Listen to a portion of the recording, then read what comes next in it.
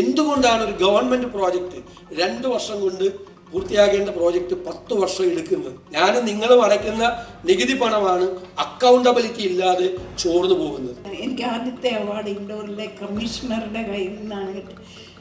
പൊട്ടിക്കരയുമായിരുന്നു ഞാനോ. രാഷ്ട്രീയവും ബിസിനസ്സും തമ്മിൽ ഒത്തിരി സമാനതകളുണ്ടെന്ന് എന്നോട് പറഞ്ഞു. ബൈബിളിൽക്ക് ഒരു നീണ്ട യാത്ര തുടങ്ങിയപ്പോഴാണ് എൻ്റെ ലക്ഷ്യം മനസ്സിലായി, വഴിയാണ്. 2 വർഷം കഴിഞ്ഞോ 10 വർഷം കഴിഞ്ഞോ ഇത് പൂർത്തിയായില്ലെങ്കിൽ അയാൾക്കൊരു ഉത്തരവാദിത്വമില്ല, അയാൾക്ക് അക്കൗണ്ടബിലിറ്റി ഇല്ല, ആരോടും അയാൾ അക്കൗണ്ടബിൾ അല്ല. എൻ്റെ പ്രണയം തുടങ്ങിയത് അവിടെയാണ്, ഗാന്ധിയോടല്ല. എന്തൊക്കെയോ വലിച്ചെറിഞ്ഞ് ഒരു പുതിയ ലോകത്തേക്ക്, പുതിയ ജനസമൂഹത്തിലേക്ക് അപ്രത്യക്ഷമാകും. ഒരുപാട് പേര് ചിത്രീകരിച്ചിട്ടുണ്ട് എന്നെ ഒരു external. I am not. Yes, Oxygen year end sale. Home അപ്ലയൻസിനും ഡിജിറ്റൽ ഗാഡ്ജറ്റ്സിനും ഈ വർഷത്തെ ഏറ്റവും വലിയ ഓഫറുമായി ഓക്സിജൻ ഇയർ ആൻഡ് സെയിൽ ആരംഭിച്ചിരിക്കുന്നു. Say yes to EMIs, exchanges and more only at Oxygen, the digital expert. Oxygen, the digital expert.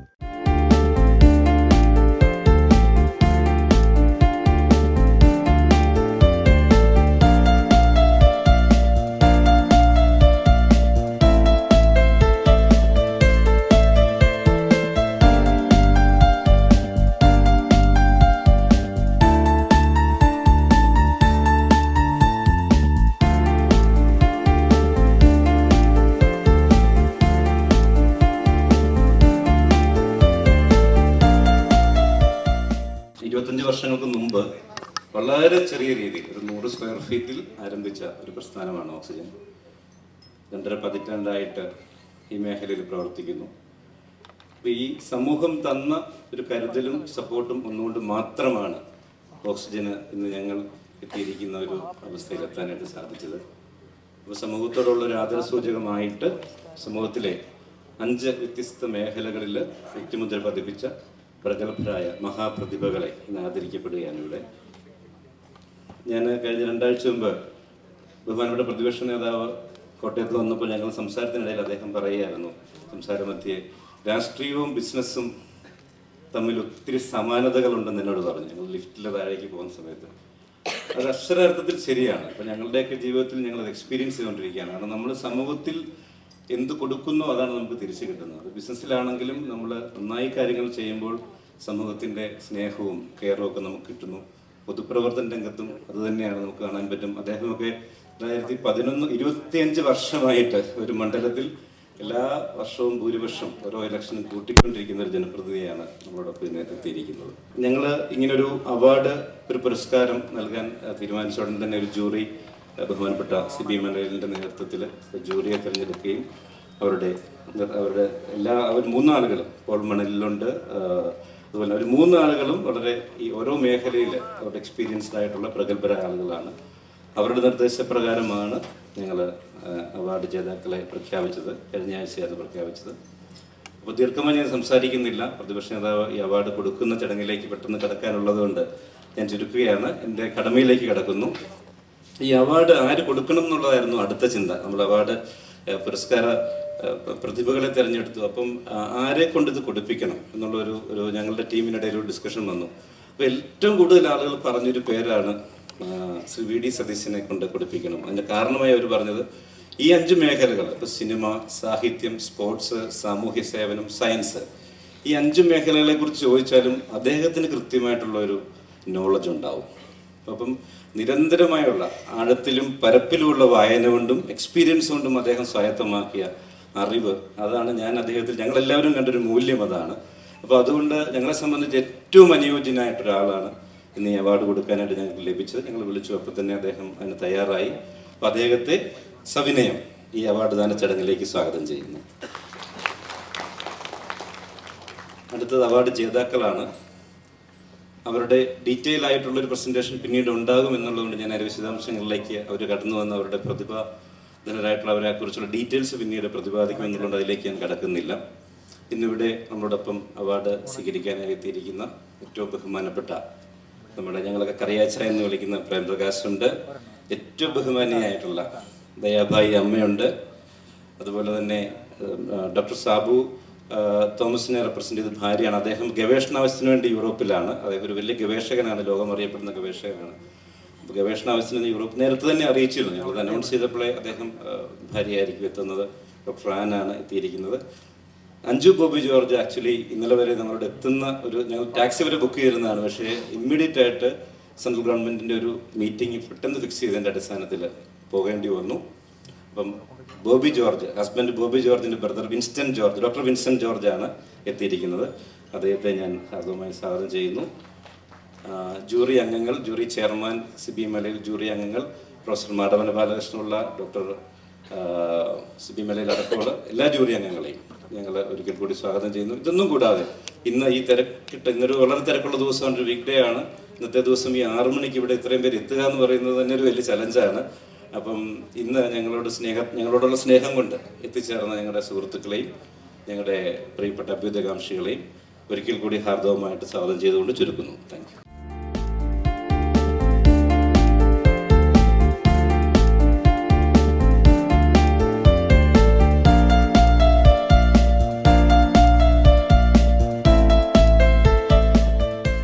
പ്രിയപ്പെട്ട സംഘാടകരെ, award ജേതാക്കളെ, പ്രിയപ്പെട്ട വിശിഷ്ടാതിഥികളെ, ഈ സന്തോഷകരമായ സായാഹ്നത്തിൽ നിങ്ങളോടൊപ്പം ഒത്തുചേരാൻ കഴിഞ്ഞതിലുള്ള സന്തോഷം ഞാൻ ആദ്യമായി പങ്കുവയ്ക്കും.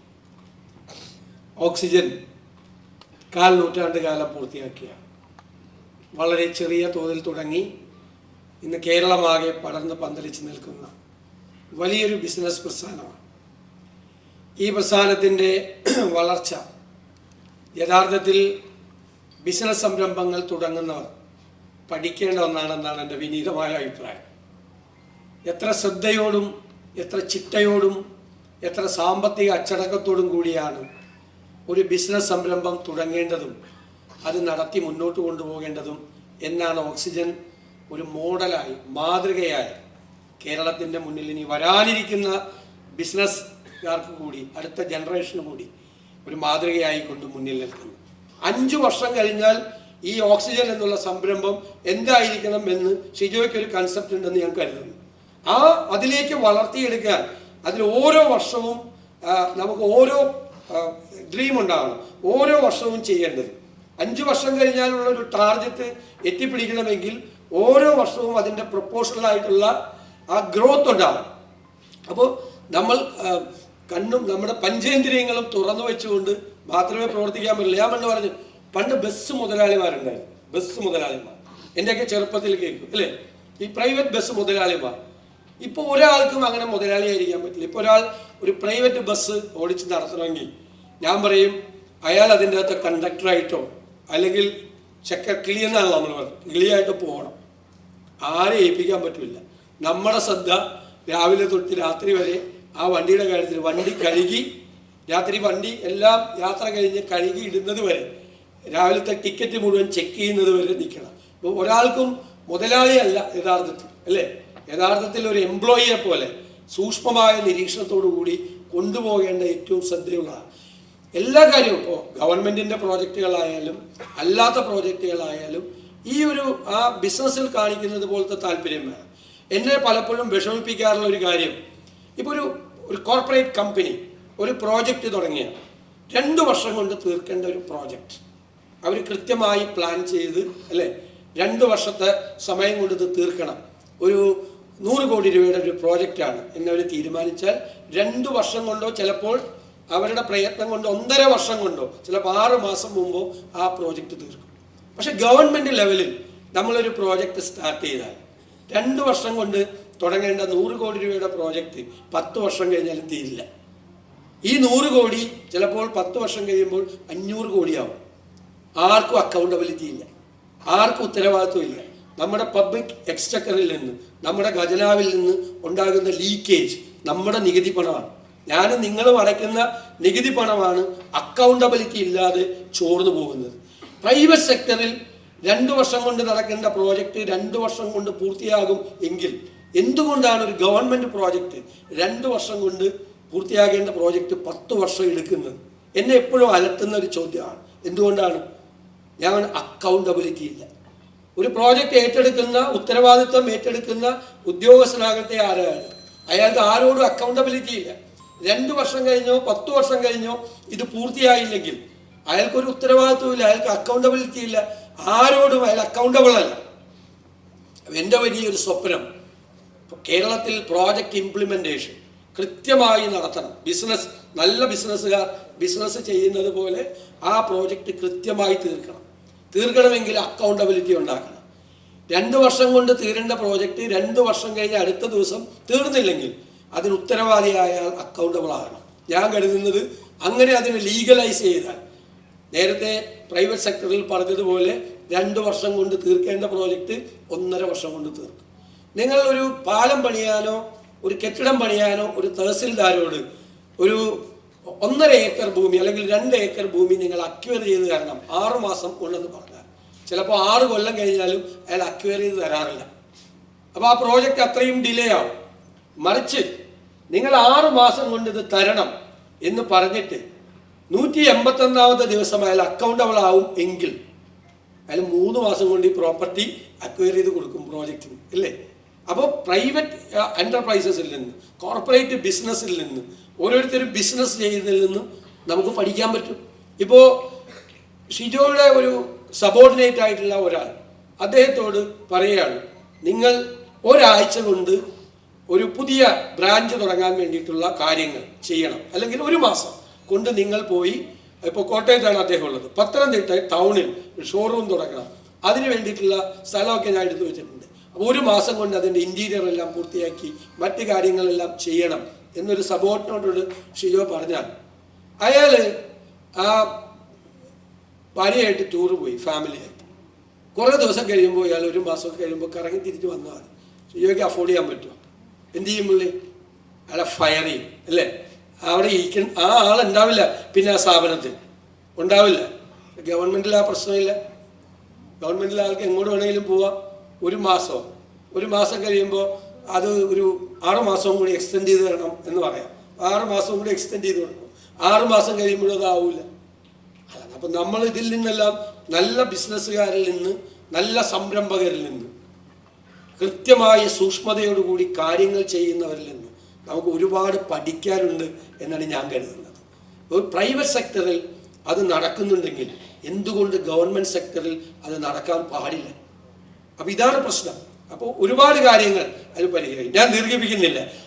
എന്നെ ഷിജോ തന്നെയാണ് പ്രകോപിപ്പിച്ചതൊക്കെ പറയിപ്പിച്ച്. ഞാനിവിടെ ഇത് ഞാൻ തന്നെ ആദരിക്കപ്പെടുകയാണെന്ന് എനിക്ക് തോന്നുന്നു. അത്രയും പ്രശസ്തരായ ആളുകൾക്കാണ് ഇവിടെ അവാർഡ് കൊടുക്കാൻ വേണ്ടി എന്നെ ഏൽപ്പിച്ചിട്ടുള്ളത്.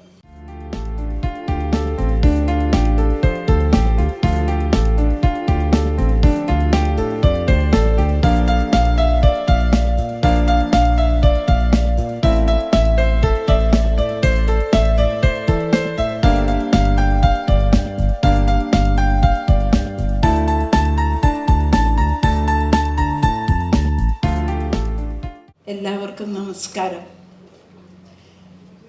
ആദ്യമൊക്കെ ഈ അവാർഡെന്ന് വരുമ്പോഴത്തേനും എനിക്ക് ആദ്യത്തെ അവാർഡ് ഇൻഡോറിലെ കമ്മീഷണറുടെ കയ്യിൽ നിന്നാണ് കിട്ടി. പൊട്ടിക്കരയുമായിരുന്നു. ഞാനോ അവാർഡോ? കാരണം എൻ്റെ ജീവിതകാലം മുഴുവൻ ഒരു മിസ്ഫിറ്റായിട്ട് ഇൻഫീരിയോറിറ്റി കോംപ്ലക്സിൽ തന്നെ ജീവിച്ച ഒരാളാണ്. ഞാനൊരു പ്രണയക്കുരുക്കിൽപ്പെട്ടുപോയി. എനിക്ക് അതല്ലാതെ വേറെ വഴിയില്ലായിരുന്നു. ഇനി നിങ്ങളോട് പറയണം, 85 വയസ്സായ കിളവി എന്നാണ് പ്രണയത്തിൽ വീണത്. 3 വയസ്സുള്ളപ്പോൾ. അന്ന് എൻ്റെ പപ്പ ജയിലിലുമൊക്കെ ആയിരുന്നു. പലപ്പോഴും ഞങ്ങൾ 2 ഇരട്ടകളാണ്. ഞാൻ പപ്പായുടെ കൂടെ കിടന്നു. ഒരിക്കൽ ഗാന്ധിയപ്പൂപ്പൻ്റെ കഥ പറഞ്ഞു. ഗാന്ധിയപ്പൂപ്പൻ കോട്ട് വലിച്ചൂരി എറിഞ്ഞിട്ട് ഒരു മുണ്ട് കൊടുത്ത് ഒരു പുതപ്പും പൊതിച്ച് തടി കൊണ്ടുള്ള മെതിയടിയിട്ട് നടന്ന് ദൂരെ ഒരു വലിയ ആൾക്കൂട്ടത്തിലേക്ക് ഇടങ്ങി മറഞ്ഞു. എൻ്റെ പ്രണയം തുടങ്ങിയത് അവിടെയാണ്. ഗാന്ധിയോടല്ല, എന്തൊക്കെയോ വലിച്ചെറിഞ്ഞ് ഒരു പുതിയ ലോകത്തേക്ക്, പുതിയ ജനസമൂഹത്തിലേക്ക് അപ്രത്യക്ഷമാകുക. അത് തേടിയാണ് ഞാൻ ജീവിച്ചത്. പതുക്കെ കുതിരപ്പുറത്ത് പോകുന്ന റാണി ലക്ഷ്മിബായി, പുസ്തകങ്ങളിൽ കൂടെ കണ്ട ജോൻ ഓഫ് ആർക്ക്, ഫാദർ ഡേമിയൻ, ഇങ്ങനെ ഈ പ്രണയം അങ്ങനെ അങ്ങ് വളർന്നു. പക്ഷേ എവിടെ എങ്ങനെ ഇത് സാധിക്കുമെന്നറിയില്ല. അങ്ങനെയാണ് ഞാൻ അവസാനം മിഷണറി ആകാൻ പോയത്. കാറ്റും മഴയും വേലും മഞ്ഞും കൂട്ടാക്കാതീതാരോ അങ്ങനെ ഒരു ജീവിതം മോഹിച്ചു. ഫസ്റ്റ് ഡേയിലെ കോൺവെൻറ്റിൽ പൊട്ടിക്കരഞ്ഞു പോയി. Sister, I think I have no occasion, this is not my life. ഒരുപാട് പേര് ചിത്രീകരിച്ചിട്ടുണ്ട് എന്നെ ഒരു എക്സ്റ്റേൺ. I am not. ഞാൻ എക്സ്റ്റേൺ അല്ല, കോൺവെൻറ്റിൽ കൂടെ കയറി ഇറങ്ങിയെന്നേ ഉള്ളൂ. ആദ്യം മുതലേ ഇതല്ല എൻ്റെ ജീവിതം എന്ന് തർപ്പിച്ച് പറഞ്ഞു. പക്ഷെ എനിക്ക് എൻ്റെ കോൺവെൻറ്റിനോട് ഒരു എതിർപ്പുമില്ല. ഇന്നും ഞങ്ങളുടെ ആ കോൺവെൻറ്റിൻ്റെ ആദർശമാണ് ഞാൻ. Need of the time is the will of God. പക്ഷേ ഇത് കോൺവെൻറ്റിൽ നിന്ന് വിട്ട് കഴിഞ്ഞ് ബൈബിളിലേക്ക് ഒരു നീണ്ട യാത്ര തുടങ്ങിയപ്പോഴാണ് എൻ്റെ ലക്ഷ്യം മനസ്സിലായി, വഴിയാണ്. അത് നമ്മുടെ ഭരണഘടനയിലുണ്ട്, ലൂക്ക് 4:16-21. അത് മുഴുവൻ നീട്ടി പറയുന്നില്ല, ഇവിടെ സമയമില്ലാത്തത് കൊണ്ട്. I have come to bring good news. എന്താ ഈ ഗുഡ് ന്യൂസ്? ഹല്ലേലൂയ പാടുകയല്ല, കൊള്ളയിടുകയല്ല. To release equality, justice. We the people of India having solemnly resolved. നീണ്ടുപോകുന്നത് മുഴുവനും പറഞ്ഞാൽ അത് കൃത്യമായിട്ട് എനിക്ക് തോന്നി. This is my goal. എന്നാലും വഴി അറിയില്ലായിരുന്നു. പിന്നെ ഞാൻ ചാടി ഞാൻ 17 വയസ്സ് മാത്രമേ ഒരു കേരളക്കാരി ആയിരുന്നുള്ളൂ. ഞാൻ ദയാഭായിയുടെ പ്രസംഗം കേട്ട് കഴിഞ്ഞപ്പോൾ ഞാൻ വിചാരിച്ചു എന്നെ എങ്ങനെയാണ് ഇതിൽ പരിഗണിച്ചത് എന്ന്. കാരണം ഏറ്റവും മഹത്തായ അവാർഡ് എന്ന് പറയുന്നത് ഇപ്പോൾ സ്വീകരിച്ചത് ദയാഭായിയാണ്. അവരാണ് എല്ലാം കൊണ്ടും ഇതിനർഹത എന്നെനിക്ക് തോന്നുന്നു. ആ സ്ത്രീയുടെ സംസാരവും അവരുടെ വികാരനിർഭരമായ ഇതൊക്കെ നമ്മൾ ശ്രദ്ധിച്ചു. അവരെ പോലെയുള്ള മഹത് വ്യക്തികളുടെ കൂട്ടത്തിൽ ഒരു അവാർഡ് എനിക്കും കിട്ടിയെന്നുള്ളത് സന്തോഷമുള്ള കാര്യമാണ്. കടന്ന വഴികൾ പറയുമ്പോൾ എനിക്ക് കടപ്പാടുകളുടെ ചരിത്രമാണ് പറയാനുള്ളത്. ഞാൻ ജനിച്ചത് കലയോട് അത്ര താല്പര്യമുള്ള കുടുംബമല്ലായിരുന്നു എങ്കിലും എനിക്കെൻ്റെ ജീവിതത്തിൽ ഞാൻ ഏറ്റവും കടപ്പെട്ടിരിക്കുന്നത് എൻ്റെ സഹോദരൻ ജോസ് പ്രകാശിനോടാണ്. ഒരു പക്ഷേ ജോസ് പ്രകാശ് എന്നൊരു സഹോദരൻ ഇല്ലായിരുന്നുവെങ്കിൽ ഞാൻ സിനിമയിൽ വരില്ലായിരുന്നു. പിന്നെയുള്ളൊരു സന്തോഷം, എൻ്റെ കുടുംബം ഒരു കലാകുടുംബമാണിപ്പോൾ. എൻ്റെ ഭാര്യയും മക്കളും ഒക്കെ കലയെ സ്നേഹിക്കുന്നവരാണ്. ഞാൻ ഈ ഡിസംബർ മാസത്തിൽ ഈ അവാർഡ് സ്വീകരിക്കുമ്പോൾ എൻ്റെ മനസ്സിലേക്ക് വന്ന 2 കാര്യങ്ങളാണ്. ഈ ഡിസംബറിന് 2 പ്രത്യേകതകളുണ്ട്. ഒന്ന്, ഞങ്ങളുടെ വിവാഹം ഡിസംബറിലായിരുന്നു. 57 വർഷമായി ഞാൻ വിവാഹിതനായിട്ട്. അതോടൊപ്പം ഞാൻ ആദ്യമായി അഭിനയിച്ച അരനാഴിക നേരം എന്ന ചിത്രം 1970 അത് റിലീസായി. ഇന്ന് അത് ഡിസംബറിലാണ് അത് റിലീസായത്. ഈ സമയത്തൊരു അവാർഡ് വാങ്ങുവാൻ സാധിച്ചത് ഭാഗ്യമായിട്ട് ഞാൻ കരുതുന്നു. ഏറ്റവും അധികം സന്തോഷം തോന്നിയ ഒരു പുരസ്കാരം ശ്രീ പ്രേംപ്രകാശിന് ലഭിച്ചത് തന്നെയാണ്. അതെൻ്റെ വ്യക്തിപരമായൊരു സന്തോഷമാണ്. കാരണം എൻ്റെ സിനിമാ ജീവിതത്തിലെ ഏറ്റവും പ്രധാനപ്പെട്ട സിനിമകളുടെ നിർമ്മാതാവ് എന്ന നിലയിൽ ഒരുപക്ഷെ മലയാളത്തിലെ ഏറ്റവും അധികം വിജയിച്ച ഏറ്റവും കൂടുതൽ ദിവസങ്ങൾ ഓടിയ, ഏറ്റവും കൂടുതൽ ആളുകൾ കണ്ട, ഏറ്റവും കൂടുതൽ ആളുകളെ കരയിപ്പിച്ച ആകാശദൂത് എന്ന സിനിമയുടെ നിർമ്മാതാവാണ് അദ്ദേഹം.